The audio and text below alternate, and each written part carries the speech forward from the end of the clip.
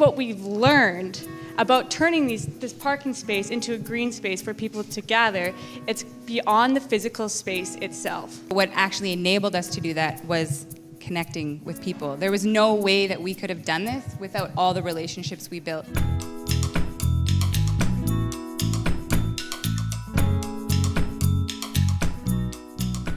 All right, so our project was twofold.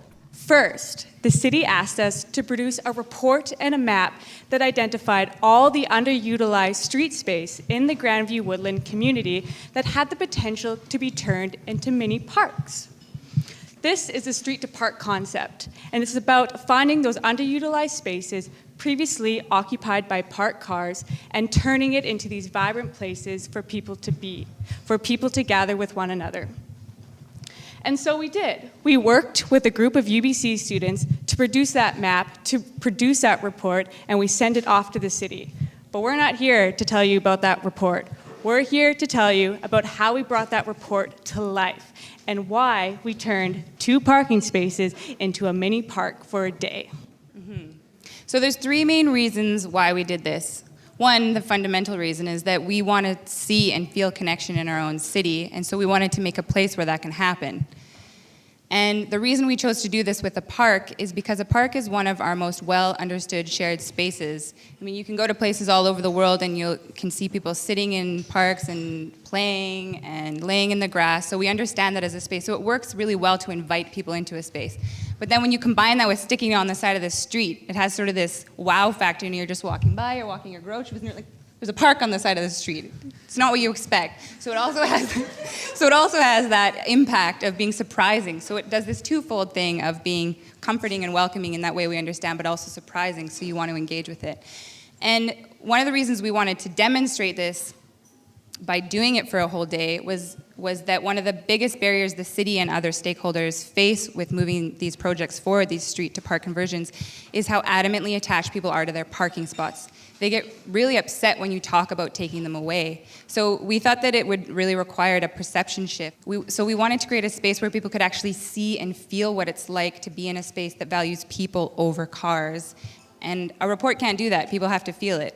So that's what we did. And this is how we did it. So, that's it. That's all we did. That's it. All right, it was a hot summer, September day. Becky and I obviously running around in short summer shorts. She was driving this ridiculous, massive cube van, and I had to drive her right-hand standard mini truck, running around town, grabbing all these supplies. So, once we got to the site, we laid out about 25 rolls of turf, and we laid out vases of grass, vases of flowers, vases of trees, and all this greenery to board the space. Not to mention, we brought over this 30-foot long table. Obviously, we had this massive heavy piano that we had to bring to the space. We went to our friend's mom's house to get the croquet set, the bocce ball set, to set this place up for people to come and gather. And then the community came, and we hung out with them for 8 hours during that day. And man, Becky, it was so cool to see how everyone came and made that space their own. Yeah, I remember the first group that came in was this pack of moms. They rolled right on with their strollers. They didn't even ask if they were allowed. They just knew it. They were like, yeah, that's it. This is our space. And they gathered around in a little circle, animal crackers flying everywhere, and they were just like chatting, hanging out in the sun. And we were like, yes, this is exactly what we wanted. We wanted people to come in and know it was theirs. Okay, that was a pretty magical moment, but what was even better was when these paramedics all of a sudden came into our space, started hitting up on Becky along with these other men that came in. Not true. Really, you could pick up a lot of men in these like mini parks. And then they were sad they had to leave because they had to just like go save a life or something. Yeah, whatever. But also, you can't see it, but at the end there was this piano. It was one of the CityStudio public pianos you might have seen around the city last summer. And so what was really amazing, there was this girl, she just stopped by, she started playing the piano, and then all of a sudden this guy stopped by with his guitar, started jamming with the piano, and then this guy dropped by with his banjo, and I don't think any of them knew each other, but at the end there was this impromptu music group serenading the entire space, and sing-alongs were happening. That was pretty cool. That was cool. And while this ensemble was going on, we had kids who were playing bocce ball, playing croquet, playing board games, eating together, drinking coffee together.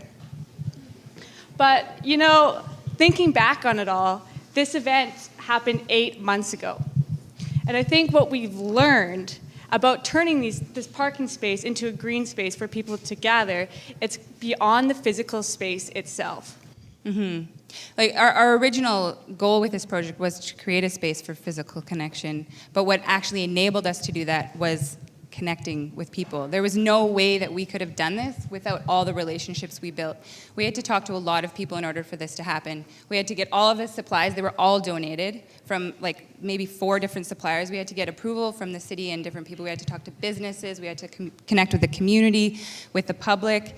And we could have been really careless about these relationships because we had limited time and limited resources, and we really needed to get the job done quickly. But we were able to actually take the time for those relationships because we work in an organization that values that. And I think that's one of our biggest takeaways from this is that there's a balance to strike between task and relationship. And I actually remember when I was first at CityStudio, when I was a student there, and I was working with a group, and we were having a lot of tension in the group project. And Janet came over, and she drew us a graph. And at the top, she said, this is your relationship. And over here, this is your task. Where you guys want to be is right in the middle. You want to be achieving both. And if by the end of this project, you guys aren't getting along, you're not friends, then you haven't done a good project. And this has really shifted the way that I think about working with people. It's fundamentally changed it for me, because often we're not told that we have permission to care about relationships as much as the task. And when we do take the time to have those, building those relationships instead of stack, I think it offers a huge opportunity for us. Becky, you are definitely the person that proved to me Dwayne's words that puzzled me for so long. You should only ever work with the people who you absolutely love and admire. You were the person, you showed me what we stand to gain when we learn to love the people that we work with.